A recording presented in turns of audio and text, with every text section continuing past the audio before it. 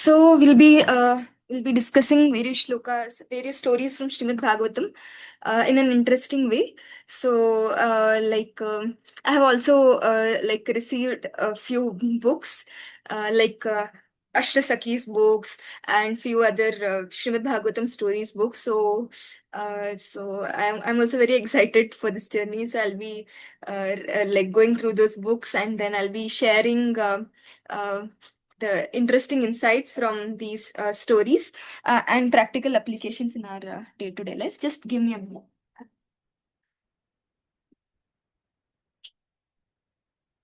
Okay. So today we'll be discussing about this story of Pingala. We will get started. So um, we'll be covering some basic background about Uddhava Gita, 24 gurus of Avadhuta Brahmana, and we'll be discussing three gurus among the 24 gurus because we have limited time.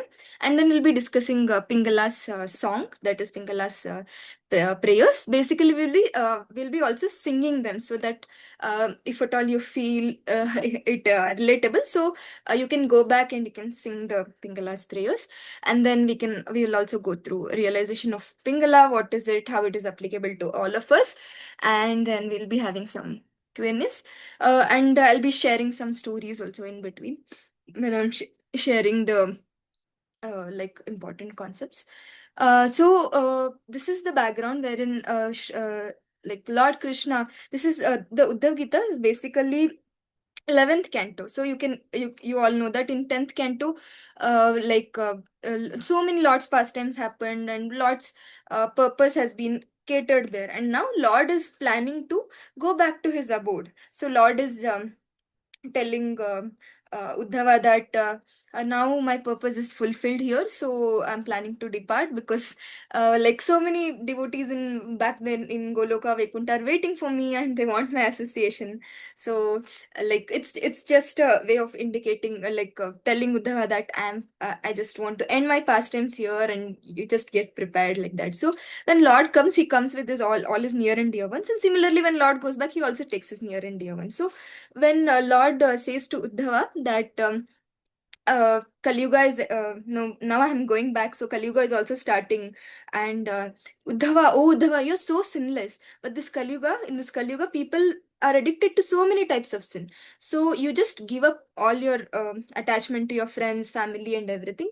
You just fix your mind on me, and then you, being conscious of me, you just wander throughout the earth. You just recognize my presence everywhere, and you just in this way you can even though Kali Yuga is starting, you can always remain conscious of me and not engage in these sinful acts. So, Krishna gives these instructions to Uddhava. So, Uddhava, this is again Srimad Bhagavatam, 11th canto, 7th chapter, basically. So, when Krishna says this to Uddhava, so Uddhava will be in shock. He says that, oh dear Lord, like for those people who are grossly engaged in sense gratification and who don't have any devotion to you, so how can we take up detachment? Basically, we see this is again a leela wherein Uddhava is a self-realized soul and he's a very dear devotee of Lord Krishna. So he's not at all in illusion, he's not at all in engaged in sense gratification, or he has so much of devotion to Krishna. But like how Arjuna was put in illusion so that Bhagavad Gita could be told, similarly Uddhava was also put in illusion wherein Lord spoke Uddhava Gita, wherein Uddhava will express his anxiety to the Lord, where he says that you say become detached and wander around, but I don't have any detachment. I am so much attached, and and renunciation of these material things is very difficult for me. I don't have any devotion, so please, like. Help me understand how actually I can fulfill these instructions of yours. And then Lord starts Uddhava Gita. So this is basically the complete Uddhava Gita. And we will not be discussing Uddhava Gita. We'll be discussing a portion of it, which is like today's topic. So at that time, Lord, whatever Lord says, basically to Uddhava, that is recorded in the scripture. Srimad Bhagavatam 11th canto, 7th chapter, 6th to 29th chapter is basically Uddhava Gita for any of those who want to go back and read these chapters. So 6th to 29th chapter, you can make a note. This is an Uddhava Gita. So like how Bhagavad Gita was full of so much of realization. So similarly, Uddhava Gita is also full of so much of realizations. And Lord starts he starts citing a story. So he starts citing a story, like a conversation that happened between King Yadu and Avadhuta Brahman. So this that is where we come to the concept of 24 gurus of Avadhuta Brahman. Here, no, what happens is Maharaj Yadu, he observes that like he observes a Brahman who was very young, he was learned, and he was wandering around fearlessly, and he was all peaceful, he was all happy. And King thought that this is the right time for me, that I have to ask from this Brahman how he's so happy, how he's so peaceful.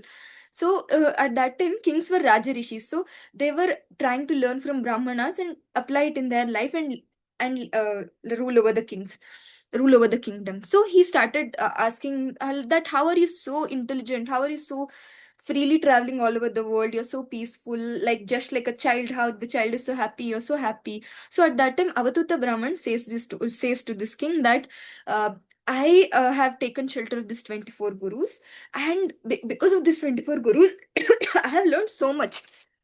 So uh, all these because of all these learnings that I have applied in my life, I am so peaceful and I'm so happy, and I'm also detached in a sense. So we will not be discussing about all the 24 gurus, but we will be just going through these 24 gurus so that you'll get to know what are the gurus. And the gurus are the first five elements, that is Pancha Mahabhutas: earth, water, fire, air, ether. You can see in the image I have shared. The real, like, the why he has considered these as a guru also is given. We will discuss this probably in a different session in detail. And then celestial bodies, that is the sun and the moon, and learnings from them. And then birds and animals, so he's learning from birds and animals, pigeon, python, and so on. And he's also learning from various humans and other entities. So here comes the topic for today, that is Pingala. So we will be, like how I said, we will be not learning all the, like, about all the 24 gurus. We'll be learning about three interesting gurus, that is three P's, which is Python. From Python, what did he learn? From Pigeon, what did he learn? And from Pingala, what did he learn? So we see, like, when we say he has accepted them as guru, it's not that he did not receive some direct instructions from them, or he did not directly interact with them. Also, he did not directly interact with Pigeon or Python or Pingala or any of these 24 gurus. Basically, he observed them, and then he learned from them. He draws lessons from them by mere observation, and then he applies it in his life. When he applies it in his life, he sees that there is a transformation in him, and that's why we see that he accepted the Avadhuta Brahmana, he accepted them as a guru. And this also brings us to a point that like right now we are in a point wherein we see that at every point of time we cannot have complete, like Paramahamsa association. So whatever association we have right now from them, whatever learnings possible, we should accumulate it. So we don't know Lord in which situation what he wants us to learn, and from whom what we want he wants us to learn. So we should always be introspective of the situations we are going through, of the people whom we are meeting, especially the spiritual people whom we are meeting, and what we can learn from them. So at one point of time, I mean, now I'm not doing it, but at one point of time I had made it a point that those who are near like who are near to me, who are closer to me, and those whom I meet very often, especially in the IBC, in the base, in the like Vaishnavi community, I had like listed down the devotees names and what I like from them, what I learn from them, and how can I consciously in imbibe that quality of theirs, good quality of theirs, so that what are the good things out of it. First thing is that we will start seeing positives in us that we can improve, and we'll start seeing positives in others, which is a kind of glorification to them. And we will start getting respect for them, even our near and dear ones with whom we live, with whom we are like meeting day in day out. So it's a kind of activity wherein we can whenever we are facing some crisis with others, we can go back to that which we had written down, their good qualities, and we can just read it out, and then we can like at least we can read it out and think that yes, this person has these qualities also. I have to learn this from them. That kind. So we'll start with the lessons from Python. So we see that um, the thing Avadhuta Brahmana he learned from the Python is that how an intelligent person should be so much content. He should be so much content in whatever the material maintenance happens. Like we see how Python is just lying around. It's not like running around like a tiger or like any other animals to for the food. It's just lying around, and whatever comes near it, it just grabs it, and it's very satisfied. So what are the learnings from it? So Avadhuta Brahmana says that this is again mentioned in Srimad Bhagavatam, 11th canto and 7th chapter. 11th canto, and this is mentioned in 8th chapter of Srimad Bhagavatam, 11th canto, 8th chapter, wherein it is said that Avadhuta Brahmana learned that how so if one is intelligent, so they should cultivate the mentality of detachment. So how can we cultivate this mentality of detachment? So whatever comes by the accord of Lord, we should just accept it. So it seems like very, very hard, but if we see in practical terms, um, like there is this concept called as karma, which we all know, and in this material world, three things are like very, very confirmed, that like it is already fixed. So you would have heard that dane dane pe hai khane walon ka naam. So the number of grains we eat is fixed, and then the number of the amount of wealth we gain is fixed, the health is fixed. So in this way, there are certain things in this life which is fixed because of our past karma, and the karma which we are in which is being accumulated even now in this life. So based on that, it is like fixed, whatever we are amount of wealth we are earning, the health we are getting. So what can we do in this regard? What we have to do, we have to do our duty very promptly, but not put extra endeavor to earn more wealth or to make situations better. We have to just act in the situation, like we have to just be there, do our duty. Like let's say like as a like Vaishnavi, our duty is to take care of our parents or our relatives and near and dear ones, do our work, or if you're studying, do our studies. So basic minimum whatever is needed, we should be doing that, and we should not be over endeavoring for like something more. uh, After putting our the best of our efforts, whatever we are getting, we should be just happy with it and not be cribbing about it, because we should know that certain karma has already occurred, because of which I'm getting these reactions now.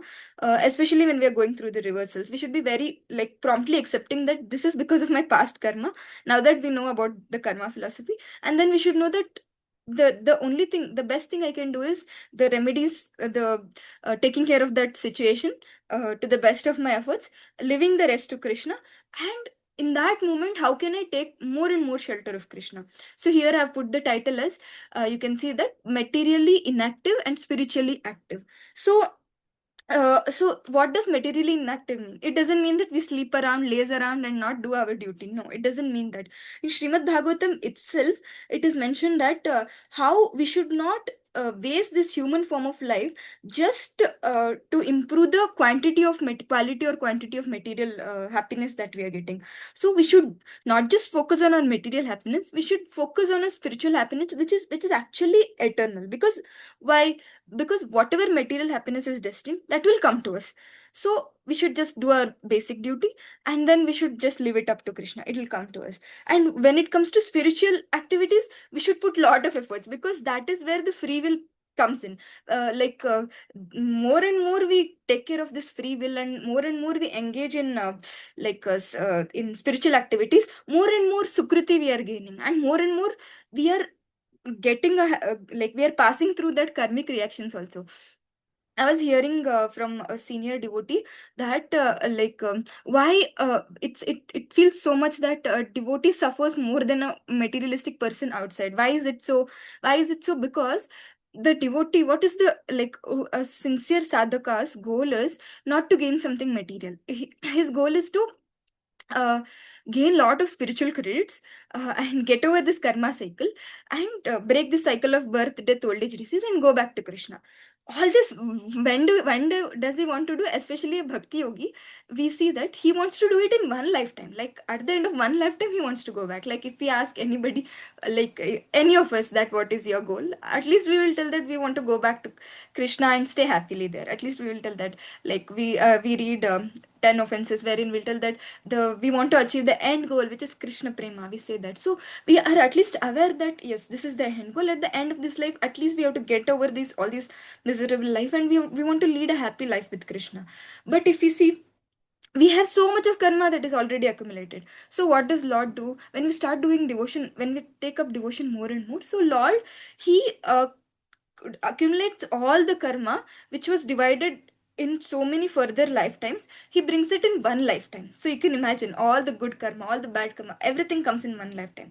And as in when we surrender more and take shelter of Krishna more and more, he sees that the especially the bad karma which we've accumulated, he will minimize the effects of that bad karma and show it in one go. Like we'll see some devotees suffering from some health issue, some devotees going through some job crisis, some devotees going through something that seems very crucial, but we have to know that something big was waiting for us. Like a mountain of sins were we had committed, and mountain full of reactions were waiting for us, and Lord gave it to us in the form of stones. Yes, that stones are very difficult for us to handle now, we understand, but still, this is what Lord does to us when we start practicing bhakti. He brings all the karmas of that we had to go like enjoy or so-called enjoy or suffer in all the further pastimes. He brings it in one lifetime, and then he makes it go through, so that if we are so sincerely following the bhakti path and we want to go back at the end of one lifetime, then we can actually go through it, accept it as a mercy of Lord. Think that whatever is happening is just a small token for what innumerable amount of ugra karma that I have done. Accept it and just tolerate it and then move on. And here also we see that how like all this Avadhuta Brahmana is saying that the intelligent person, he always sees that whenever something materially bad happens, so like it is actually to learn, and it should actually lead us to liberation. Then only that situation is like worthwhile.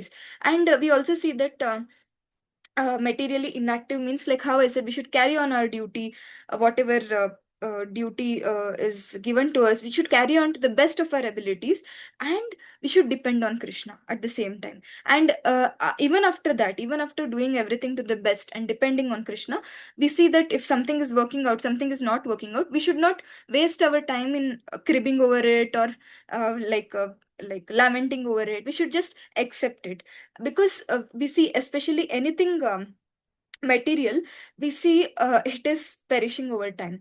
And in this regard, one statement is given in Srimad Bhagavatam which is very very powerful. You can all hear it very attentively. This touched me and struck me a lot. So it is said that in material life, struggling is so huge. We all have experienced struggling is like it comes in mountains. So after struggling huge mountain of miseries and so much of hardship, uh, what are we getting? We are getting little sense gratification, we are getting little happiness. So we see that how material world is like situated. It's situated in such a way that we get so much of troubles, and we get little happiness, and we are so much hankering for that happiness that we are okay to go through so much again. We are okay to go through that mountain of struggle again. And if you observe, we are just repeating this cycle again and again. We struggle a lot and we get little happiness, and we are very happy with it. And we see that the whatever little happiness we get, for that the struggle is so much, like it's like extreme. So this is what is called as the illusory pleasure. And whatever the illusory pleasure we are getting, little pleasure, it is no way balanced to the kind of suffering we are going through, the burden of suffering we are going through. So if we see, like so much of studies we do, like for like 12 to 15 years, and at the end of the day people say you get a good job, and when we get that job again, it's suffering. It's a kind of suffering. So in the same way, you can think of any activity that you do, like so much struggle is there to get the end result, and whatever end result we get, that is so minute in the in balance with what efforts we have put in general. So here, what is the real solution? So the real solution is we have to understand that only by pleasing the supreme person we can attain permanent happiness. So we have to become spiritually active more and more, and materially inactive, in a sense that we have to do our duty properly, depend on Krishna, but not engage all our energy in just accumulating material wealth or solving the material issues. We should just give our best and then leave the rest to Krishna. So here two words are important: dishtabu, which means we have to accept Lord as the controller. So in any situation, we should always remember that it may not be in my control, but it is totally in the control of my dear Lord Krishna, and he will take care of everything. Even though it doesn't seem that he's taking care of it right now, but he will surely take care of it. And Sayita, which means when we become like this, we attain that peaceful state. We will not be worried about the end result. And then what? There is a story. This is also a beautiful story mentioned in Srimad Bhagavatam. This is mentioned in 11th canto, 7th chapter. So here it is mentioned that how there were actually um, two there were two pigeons. This story starts from 11.7.53. So there were two pigeons who were living in a forest, and they were very happily living. They were very devoted to each others, and they were doing their household activity very nicely, and they loved each other a lot, and they were completely affectionate to each others. And whenever she or the two pigeons were, one is sheep male pigeon and one is a female pigeon. Whenever the she pigeon wanted something, so she was flattering her husband a lot. And the husband, even though he couldn't get it, even though he couldn't satisfy the needs of the she pigeon, he would go through a lot of personal difficulties in order to satisfy her. And so then over a period of time, she became pregnant, and the two pigeons came out of the eggs that she had hatched. And then the mother and father pigeon, they had so much affection for the two little pigeons, and they were so much happy hearing the chirping voice. They were very happy seeing the soft wings of the birds that were coming up. And if you see, this is same that is happening in human form of life also. Two people, they get married, they get attached, and then they get kids, they get so much attached to kids. And then what happens is they see that especially these little kids are so cute. So when we see them, we become so happy. We see their little cute hands, cute legs, and we see their beautiful little faces. And when they make little sounds, we feel very happy. We see this is in every form of life, like bird, animal, reptile, every form of life, the same thing is happening. That is like eating, sleeping, mating, and defending. So we see this, like in Srimad Bhagavatam, in so many cases we see that various examples are being given time and again to make us realize the importance of this human form of life, which is like very rare. And if we do this eating, sleeping, mating, defending here also, so just we will be suffering. So we here what happened is, the story continues wherein the two pigeons, they will go out in the jungle to in order to get food for their little ones. So when the pigeons go like this, so the hunter comes, and then he sees that little pigeons in the nest which was made by these big pigeons. So they are just you would have seen in the animation videos and things like that, the little pigeons, they'll be little jumping and coming down, jumping and coming down, and they'll be hovering around the nest. So he saw them, and then he will create a he will just put a net, and then he'll catch them.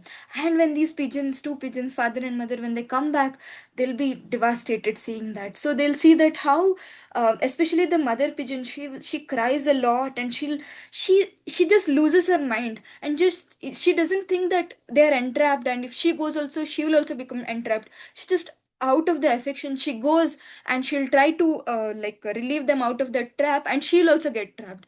And then this male pigeon, he will also see that my kids are suffering, my wife is suffering, the most dear wife, who is my perfect partner, she's suffering, and they're not able to come out. So he laments, and he thinks that how family people are so hopelessly like uh, suffering, and they're hopelessly tied in this net. And he will think of the good pastimes with his wife, his with his kids, and then he'll realize that now I cannot do anything. And Like these people, they don't want to leave me out of the choices, but anyway with time they are leaving me out of the choices. He will realize that, and then finally he'll stare at the poor two little kids kid pigeons, how they're struggling pathetically to free themselves. And seeing them, he will also lose his mind that oh, I should also save them. Oh, I cannot be like this. So he will also go, and he will out of nowhere he will fall in the net of that hunter, and the hunter very happily he will catch all of them and he'll take them away. So we see in this way, the just a small bondage, it's not small, just this huge bondage of material life, it is just taking the life of pigeons. And in this way, every form of living entity, be it birds, animals, reptiles, we see that it is in this way only they are losing their life, because of their attachment to food, attachment to their near and dear ones, or because of like saving themselves, because of saving themselves from others, they are harming others. So we see that how uh, like um, um, in every form of life this suffering is there, and at one point of time they have to give up their near and dear ones, just like how in human form of life also we have to do. And so how much suffering these parents went through. And recently you would have heard that in UP also this similar kind of incident happened, wherein the child died out of some issue, and because of some issue, and the parents, they couldn't bear the separation from the child, and then they suicided. This happened, I guess, just a week ago.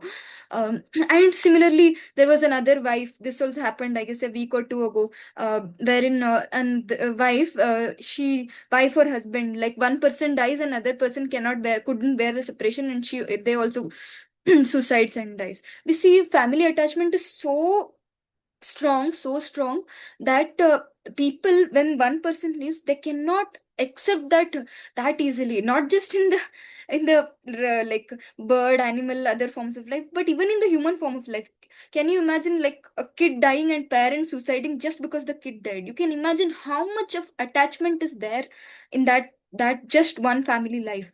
And like, I won't say that attachment to our parents are bad, or I shouldn't put it in that way. Taking care of the necessities of the parents, taking care of the necessities of our near and dear ones, that is must. We should never give that up. That is not attachment. But being overly attached to them and not being realized the proper aim of this human form of life, because we see like uh, all these living entities like pigeon, like these birds, animals, reptiles, they don't have the intelligence, but we human forms, in the human being, we have that intelligence. So but if in this human form of life, if we devote ourselves to the family life, like how this foolish bird did, and if we fall down to the lower species again after this life, let's say, like, see, imagine the condition of those who did suicide. Like it is mentioned in the scriptures that those who do suicide, they will never get another body again. You can imagine, it's like a soul wandering around, very suffering a lot, and not getting a body, because the nature of the soul is to be active. How can one be active? Only if the soul is in one body, they can be active. Like you can see, if the soul is in dog body, the dog keeps barking around, moves its tail, this side, that side, running around. So in this way, only when the soul gets a body, the soul can be active. Now you see, when they suicide, they'll not get a body again, and they have to suffer, because the nature of the soul is to be active, but they don't have any body to be active. So the kind of suffering that the souls might be going through, we cannot even imagine. So in this way we see human form of life is very very rare. It's like sudurlabha. It's like we cannot even imagine, after like so many millions of lifetimes we have got this, because 64 lakh species are there, and we're getting this human form of life which is so rare. And let's say if we don't use this, at least to do little devotion. I'm not saying give up everything, like how it's said in the previous lesson also. The lesson that is given here is, do your duty to the best of your abilities, but don't waste lot of time in the material necessities, and get stuck in the bondage of life. Instead, uh, uh, prioritize spirituality, do your duty, material duty, to the best of the abilities, engage more and more time in in spirituality. In this way, you will not get bounded, your near and dear ones will not get bounded. And like wasting this human form of life is like climbing a higher platform and then tripping from there and falling. Like getting this human form and then doing all the other activities, getting bound, and then again getting stuck in the 64,000 species of life. That is again what is that from starting from reptiles, like starting from aquatics, reptiles, insects, in this and so on. So we see like how miserable it is to get other bodies and struggling. Getting a human form is still little better, not, it's not the best. We have to, the best is to go back to Krishna and live happily, because the mountain of struggle that we are doing now to get little happiness, no, it's not at all fair. You can also like, you will also relate to me. So now we are coming to the best part, that is story of Pingala. So like we will be reading these purports, and then we will be reciting this in a form of a song, and then we'll be learning the realizations from her. So to give a brief of the brief background, so Pingala is basically initially she was a prostitute. So she was this comes in 11th canto, 8th chapter of Srimad Bhagavatam. So we can think like, how is that the story of a prostitute appears in Srimad Bhagavatam? But when we go through the story, especially the story, it touched me a lot when I read it. So when we go through the story and when we go through the realizations of Pingala, we see we can relate it to it so much. And we see that like how like um, at every point of her life, how she got various realizations, and that realizations are so much applicable to us. So we will discuss that today. So like how I said, this Pingala, she was she was a prostitute.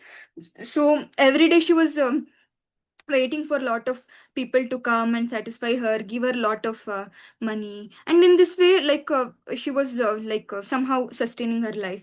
And one day what happened was that one night when she was waiting for somebody to come, so she was waiting outside her house, and she was thinking, maybe this person can satisfy me, maybe this person can will give me more money. Like this she was waiting, seeing one person, seeing another person, she was waiting person after person, introspecting checking them that this person may be more rich, and this person may be paying me more money. Like that she wasted a lot of time. And by the time she realized that it's already midnight, and there is nobody who's there to satisfy her. And at that time like she becomes very desperate, because now she's not even getting satisfaction, sense gratification, and she's not even getting any money that day. She becomes very upset. And what she does is she at that point of time she gets a eureka moment, wherein she says that very she becomes utmost detached from all these situations which she's going through. And she realizes that uh, she's not, she doesn't want to get happiness by this way, but she can always take shelter of Krishna, who is, take shelter of the Lord, who is right there in her heart, and become more happy. How she gets this realization, we will read these shlokas and we will see. So basically the story goes like this. There'll be a prostitute named Pingala, and she'll be one day she'll be waiting for people to come, they will not come, and she'll in that period of waiting time, she'll become so frustrated, that she'll get the thought of detachment. She will realize the about the Supreme Lord who is right in the heart, and then she will think that, why am I not serving this Supreme Lord who is in my heart, instead serving others who are giving me this fickle happiness which will not even last for a moment. And then soon she'll take shelter of Lord Lord in her heart, and she'll become peaceful. So we may think that, how is that at one point uh, just like that she got that realization. So we will just read through the shlokas and we will just figure it out. So I will we will first read the translation. So you can all read one person at a time, one translation. Can somebody start? It's presented on the screen. Any of you can read. The prostitute Pingla said, "Just see how greatly illusioned I am, because I can't control my mind. Just like a fool, I desire lusty pleasure from a insufficient man. Thank you, Mataji. So here we see Pingala Vacha. So Pingala is starting by saying that how illusioned I am because I'm not able to control my mind. Like a fool, I'm desiring for so much of lusty pleasures. So how is it like relating to us? We are also like that only, like that of a Pingala, wherein we are so foolishly desiring so many things, so many materialistic things. So in the scriptures, the for the word lust, the meaning given is anything that is that we desire materially, that is not pleasing Krishna, that is basically not in terms of pleasing Krishna, so that is called as lust. So like shloka is also given where it is said that if we uh, anything that we do to please Krishna, it is prema, Krishna prema, and anything that we do to please our senses, it is basically kama. So anything that we do to basically satisfy our senses and satisfy our materialistic desire, that is lust. So we see day in day out we are going after so many materialistic things. We are so we can see that how just like Pingala, we are also illusioned. We, like a fool, we are running after so many materialistic desires, and at the end of the day, we are getting very little or no happiness from it. Okay, next shloka. Can anybody read the translation? So, yeah, like why am I making you read the translation? Because reading Srimad Bhagavatam also you get a lot of pious credits. So everybody may not be reading Srimad Bhagavatam daily, or even if we are reading, we can read one more shloka to get one more little more of like spiritual credits. So yeah, you can read this translation.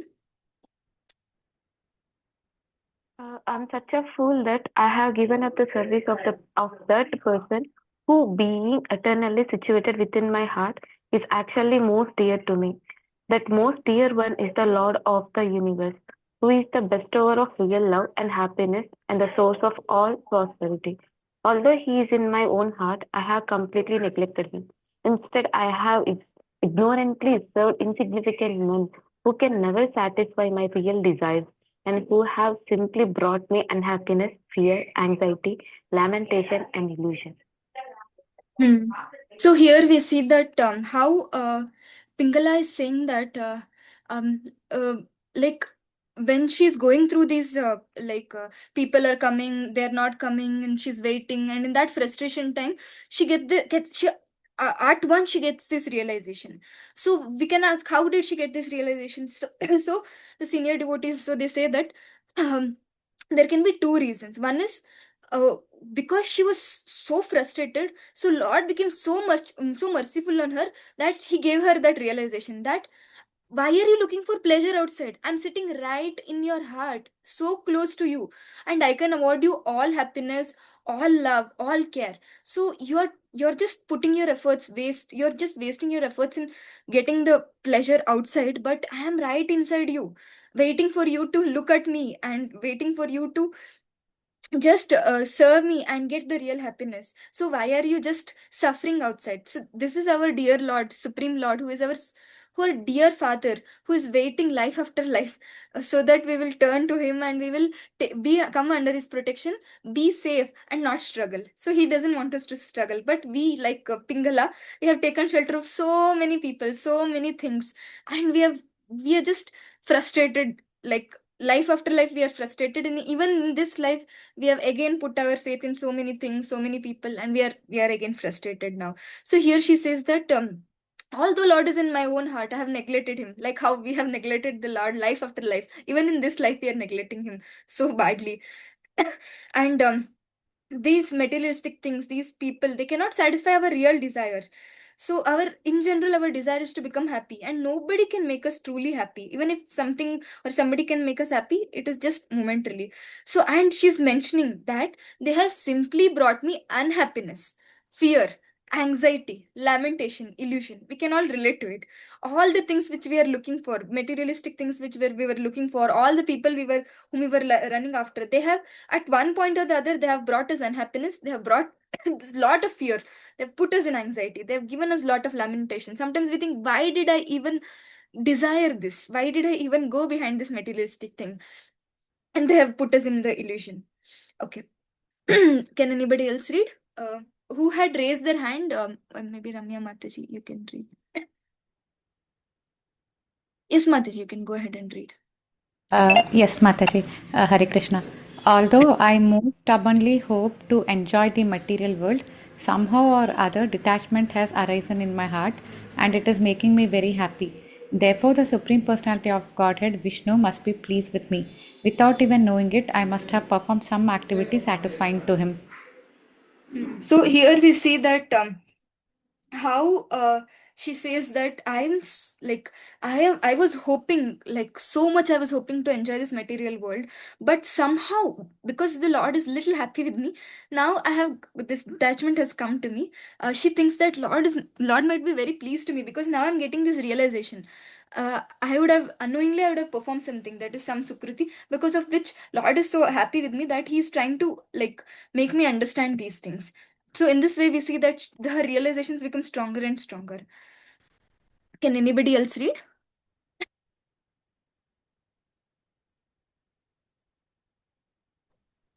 Um, a person who has developed detachment can give up the bondage of material society, friendship, and love. And a person who undergoes great suffering gradually becomes, out of hopelessness, detached and indifferent to the material world. Thus, due to my great suffering, such detachment awoke in my heart. Yet, how could I have undergone such merciful suffering if I were actually unfortunate? Therefore, I am in fact fortunate and have received the mercy of the Lord. He must somehow or other be pleased with me. Yeah, thank you, Mataji. Thank you, Ramya Mataji, Kavita Mataji. So here also, she's saying that, see, she sees the difficulty, suffering she's going through, and she gives it a different angle. She says that I am suffering all these things, but I am not actually unfortunate.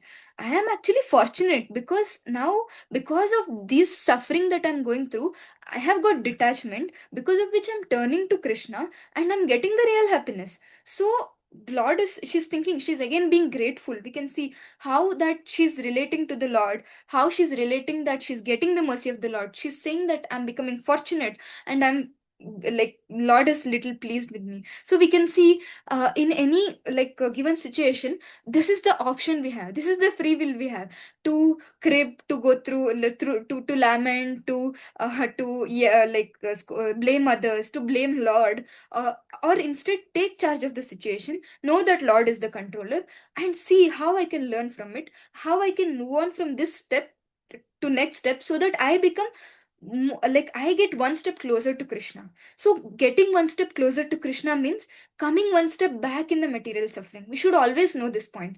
One step closer to Krishna means like 10 step back in the material suffering. So Krishna has all the power to take away our suffering in one go. But Krishna sees that, to the extent, "E yatha mam prapadyante tam stataiva bhajamyaham." To the extent we are surrendering to the Lord and putting faith in Him and depending upon Him, to that extent He will take care of us. So I always give this example that, if two kids are there, so if one kid is very much dependent on mother, so mother will take care of that kid. Let's say the other kid, he is independent, he takes care of, he does his all of his things on his own, and he wanders around on his own. So mother thinks that this person will take care, this kid will take care of his own, so I don't have to bother much. But if another kid, for food, he runs, for going to washroom, he runs for everything. If he is dependent on mother, mother will give more care to that kid. So similarly, when we become more and more dependent on the Lord, in any situation, be it good or bad, so Lord will take care of us. So we should always have this, firm faith. Okay, this is the same shloka. Can anybody else read this 39 shloka? We might have few other just few shlokas remaining. With devotion, I accept the great benefit that the Lord has bestowed upon me. Having given up my sinful desires for ordinary sense gratification, I now take shelter of Him, the Supreme Personality of Godhead. We see that how she takes a turn. She says that she will give up her sinful desires, and then she will take shelter of the Lord. And this this is because one is because she would have got at more what do you say, unparalleled mercy of the Lord. Another thing is she would have left her devotion in the past life, which she would be continuing now, because of which she would have got this realizations, and soon she would be taking up devotion that easily. Yeah, anybody else?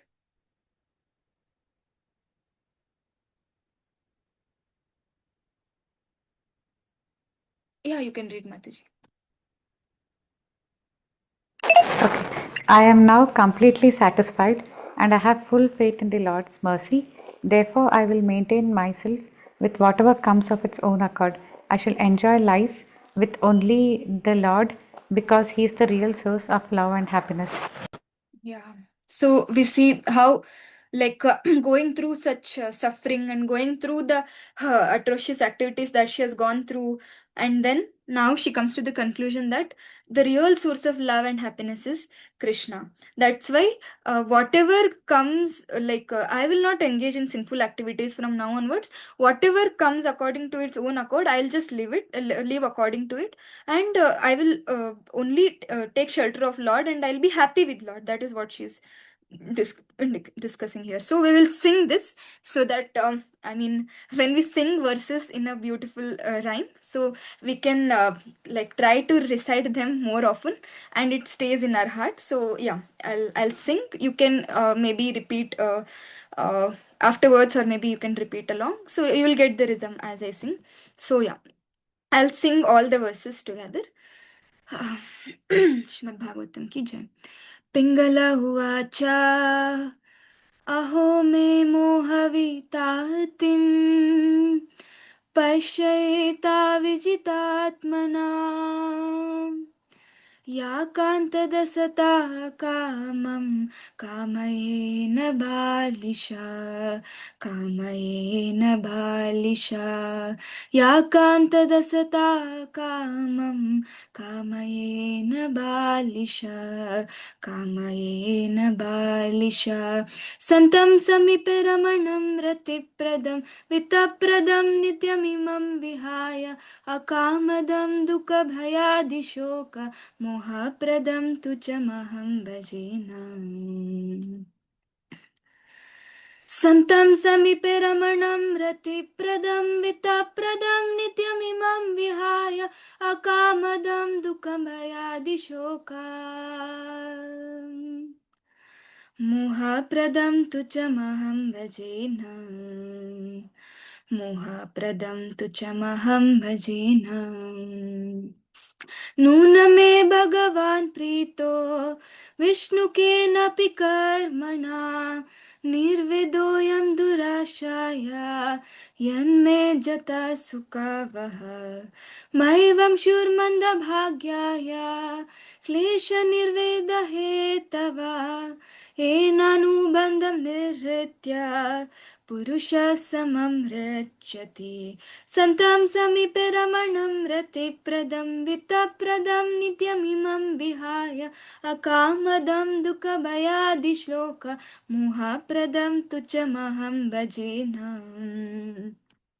सन्तं समीपे रमणं रतिप्रदं वित्तप्रदं नित्यमिमं विहाय अकामदं दुःखभयादिशोका मोहप्रदं तु च महं भजेन मोहप्रदं तु च महं भजेन तेनोपकृतमादाय क्षीरसागरं सङ्गतः त्यक्त्वा दुराशा शरणं व्रजामि तमधीश्वरं सन्तुष्टश्रदधत्येति यथा लाभेन जीवति विहाराम्यमुनैवाहम् आत्मना रमणेन वै सन्तं समीपे रमणं रतिप्रदं वित्तप्रदं नित्यमिमं विहाय अकामदं दुःखं भयादिशोक मोहप्रदं तु च महं भजेन सन्तं समीपे रमणं रतिप्रदं वित्तप्रदं नित्यमिमं विहाय अकामदां दुःखं भयादिशोका मोहप्रदं तु च महं भजेन मोहप्रदं तु च महं भजेन. Jai Srimad Bhagavatam ki jai. So here we see that how like beautifully she sang this song for like realizing these things. So we will just discuss for another 5 minutes what were the realizations of Pingala, and then we will open it up for the questions. So we see that one may ask, so when I had this question, how did Pingala got this sudden realization? Is it even true? Then I read a parallel like example. Like let's think there was a like drunkard, an alcoholist. So he in the middle of the night he had so much desire for drinking alcohol that he went searching shop after shop for the liquor shops for the liquor. And after visiting so many shops, he sees that all the shops are closed now, and his like thirst for liquor will not be satisfied. And at that time, what he will think is that he will think that like somehow like not every one of them will get that realization, but few people they can still get that realization that what am I doing in the middle of the night? Everybody is sleeping, resting, and everybody is like so happy lying on their bed. What am I doing in the middle of the night, like just to thirst my hunger of this alcohol? Why am I even roaming around like this madman? Let's say if he gets this realization, I mean there is high possibility that he gets this realization, because uh, like uh, uh, in the middle of the night wandering around and not getting, and especially when he hears from other his near and dear ones how they're like having a good time. So we see that there is a high chance that he gets that realization. So similarly, in the same way, here also we see that Pingala, she suffered so much in that one moment that suddenly she got that realization. Even though that realization may seem so like so out of nowhere, you like a eureka moment, but we see that even in our life when we go through a lot of suffering, because of that suffering we get some realizations which will stay with us lifetime. And we see out of four kinds of people who come to Krishna, one is like those who are in distress also. So out of distress we get so much hopeless that we take shelter of Krishna. So we would have either taken shelter of Bhagavad Gita, we would have taken shelter of Hare Krishna Mahamantra, or we would have taken shelter of coming to temple and getting association of devotees, and soon getting this better life. So in this way, one or the other way, we have come to this like path of Krishna consciousness. And not everybody of us were a gnani or jignasi, wherein we were thinking about gaining knowledge, and we have come. Majority of us, I think that, including me, I think that we've come because we got some distress, and then we wanted to like save us from that distressful moment, and then we have slowly taken shelter of devotees and Krishna. So here we see that so how um, um, when I was reading these realizations of Pingala, so I was thinking that how these realizations are so apt to me, in a way that how much I'm taking shelter of these materialistic uh, activities, materialistic people, and so many things which are nowhere giving me happiness. So I was hearing this quote from Srila Prabhupada. Srila Prabhupada was saying that if the shoe fits, just accept it. So what does that means to us? So let's say like how we saw that from Python, that Brahmana learned from Python, he learned from Pigeon, he learned from so many other gurus also. So whenever somebody or some situation gives us some instruction, so we should just accept that instruction. If it is fitting us, we should just accept that instructions. So when I was reading this, like how I was saying, when I was reading these realizations of Pingala, I noticed that it is not just an ordinary realizations, like how the like we saw the learnings from Python, learnings from Pigeon. This is something extraordinary, actually, the realizations of Pingala. So um when Lord wants to give us some instruction, he wants us to learn something. He can make us learn from anywhere. He can make us learn from any person, any situation. The only thing is we should be open to it. And Srila Prabhupada always says that if the shoe fits, you should just accept it. That is, if the good instruction comes from anywhere, anyone, you should accept it. Srila Prabhupada showed it in his own life, that when he was distributing magazines, somebody told him that, why are you distributing magazines? People will throw it away. You just print books. Srila Prabhupada took that instruction. He said, you are speaking like you via this, like my spiritual master is speaking via you. Similarly, when we go through situations, when we go through hardships, or when we meet difficult people, when we are having difficult situation, when we get some instruction, we should always know that Lord is wanting to teach us this situation. And how, if people throw shoes, like let's say some orchestra or something went bad, or some singing event went bad, so people throw stones, tomatoes and shoes, etc, etc. So if that, which means something is going bad, we should always understand, when the shoes are thrown at us, when something is thrown at us, which means something is going bad in our life, which is because of me. First of all, we should accept the scenario, and we should always see, what is that shoe being thrown to us, stone being thrown to us. We should always know, see, that's why Srila Prabhupada says, if the shoe fits, just accept it. So if that instruction which life is throwing us, if it fits us, if we see it's trying to teach me something, we should always not be egoistic, we should just accept that instruction. I always suggest to others, just write it down, that instructions, and then see how you can learn from it. Because if the stone is being thrown, the same stone is being thrown multiple times, which means life wants you to life wants you to learn something. So more and more you go through that situation, more and more you write down and see that the shoe thrown is like same, so you will realize that something Lord wants me to learn, this is the repeated pattern, let me just learn now. So then things will become more simpler and easier for us. And so here, like how I said, if some shoe is the indication that something mistake is happening, and if it's thrown at us, if some bad situations are thrown at us, instead of getting angry, upset, we should just accept the instruction. And when I was reading this Pingala story, I was thinking, like, you would have seen, like, when some like Andolan happens, when some big strikes are happening, they say, I am Nirbhaya, I am so and so. So when I was reading these Pingala's realization, even I was thinking, I am Pingala, because like I have actually left the shelter of Lord, and I'm going behind material things. Even though I know that it is bad, at least Pingala didn't know earlier. I know it is bad. I'm going after it.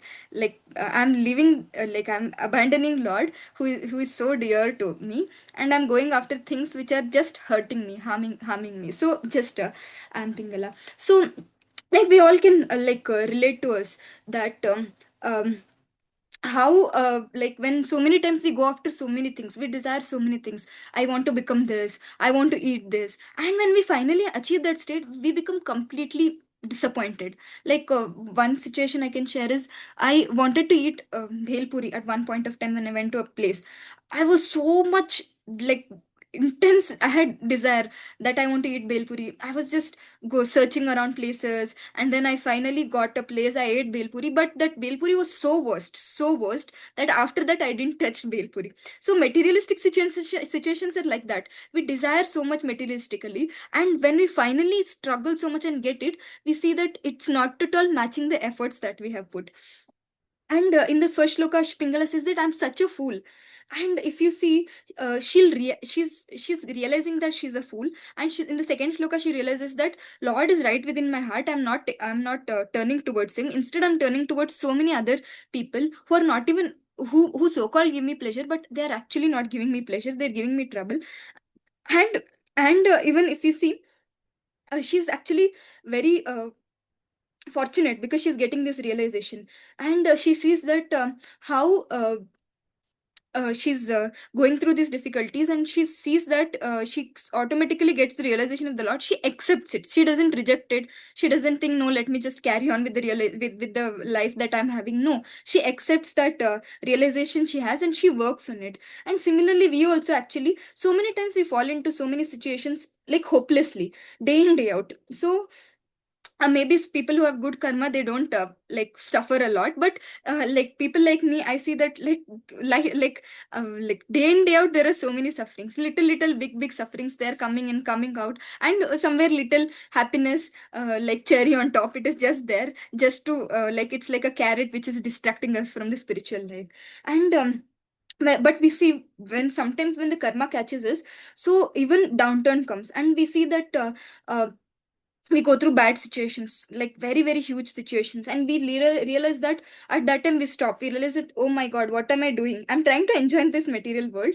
uh, I'm engaging in these sense gratification activities, and I'm actually not like serving lord, which is like I'm reading, like I've heard so many lectures. I've even after being devotee from like so-called devotee from so many years, so many months, I'm not taking shelter, actual shelter of Krishna. I'm just running behind this material world. So that should be that moment for us, that when we get that moment in the deepest difficulties that we are going through, we have to accept that moment and work on that moment.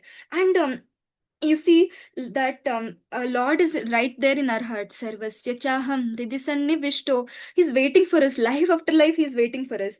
And we are not turning towards him. Like we see, like sometimes what we see is um, we uh, we think our love for Lord is one sided. Like we think that we are serving Lord, we are chanting many rounds, and we are doing so many things, still we are getting so many difficulties. So our love is one sided. But actually if you see, it's the other way around. Lord's love for us is one sided. Our love is like we are not loving, we are not even taking care of anything, because we see Lord is present in so many form, actually right in front of us.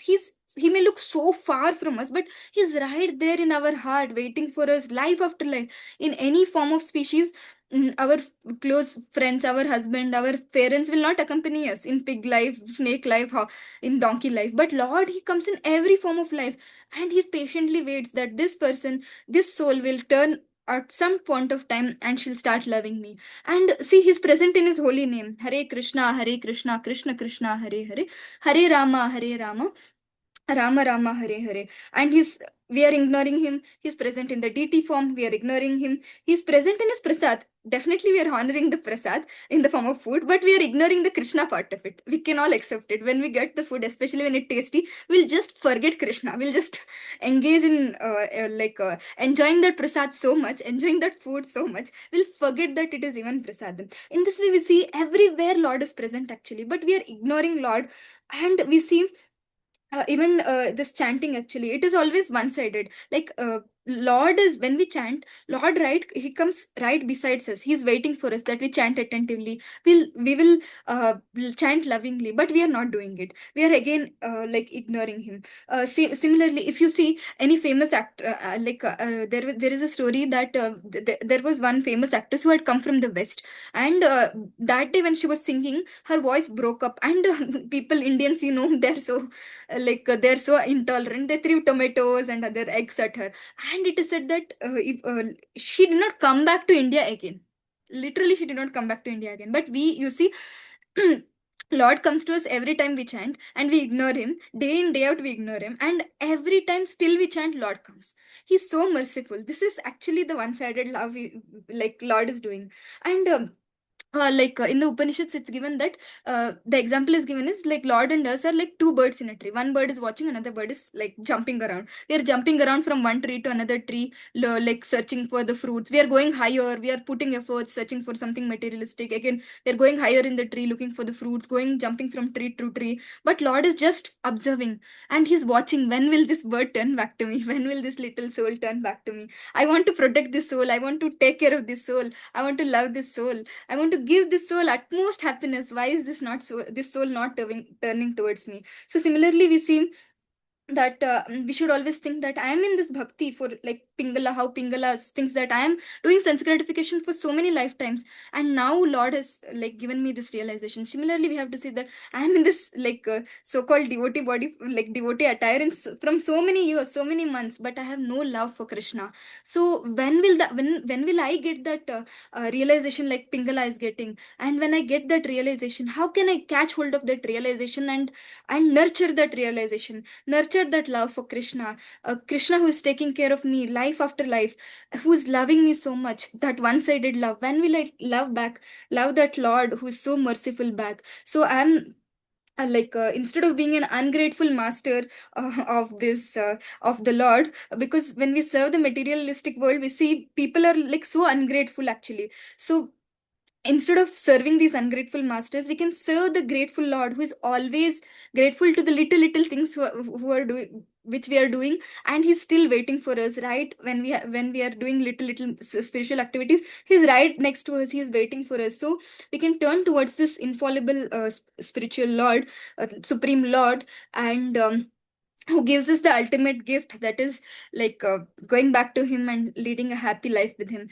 So this is what we can learn from Pingala. I'll end with the story that asha hi paramam dukkam nirashayam paramam sukam yata sanchidya kantasham sukam sushvapa Pingala. She says that materialistic desire is undoubtedly the cause of greatest happiness, unhappiness, and freedom from such desire is the cause of greatest happiness. So how she realizes that any material desire that gives us unhappiness, and freeing from such desire is actually gives me to happiness. So we see from loneliness to the happiness how she ended up in one night. So we can all beg to Lord Krishna to give us such realizations, to take up this path of bhakti more and more sincerely.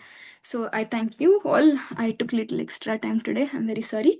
So yeah, you can, if you have some questions, we can yeah, discuss.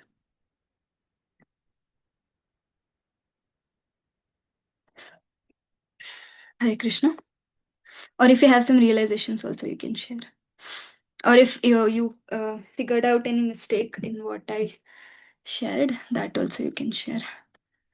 Let me just pause. Hare Krishna Mataji, Dandavat Pranam.